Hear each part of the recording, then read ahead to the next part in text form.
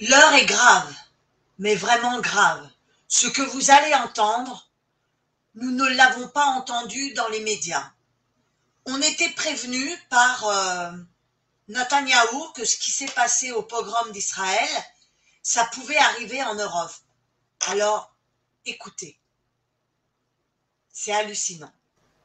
Pour vous situer un peu l'état de la menace dans notre pays, vos confrères de l'AFP ont révélé il y a quelques semaines de ça, c'est d'ailleurs passé relativement inaperçu, qu'un groupe de 6 personnes, dont une partie était fichée S une fois de plus, prévoyait de commettre un attentat de grande ampleur dans un village rural en Bretagne dans lequel ils souhaitaient massacrer en une nuit l'intégralité des habitants de ce village. Alors nous avons eu la chance ce coup-ci d'avoir nos services et nos forces de l'ordre évidemment qui les ont interceptés à temps, mais moi je ne veux pas attendre qu'il y ait un jour un trou dans la raquette et que ce genre de massacre puisse advenir. Je le rappelle parce que ça c'est quand même important.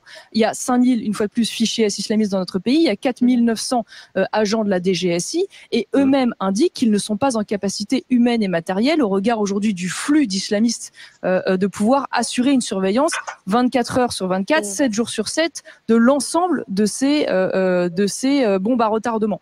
Et il est évident qu'on peut pas mettre un policier donc jour et nuit derrière chacun de ces fichiers S. Donc, il faut que l'État apporte une réponse et la réponse immédiate, c'est d'abord de protéger évidemment ces Français dans l'immédiat et en urgence.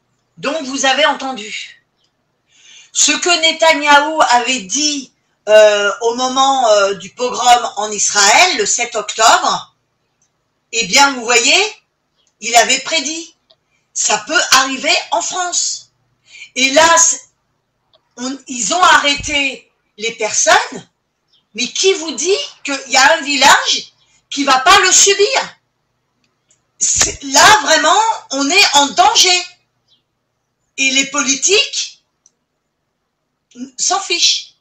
Je ne sais pas si vous vous rendez compte de cette situation. Dites-moi ce que vous en pensez en dessous de la vidéo.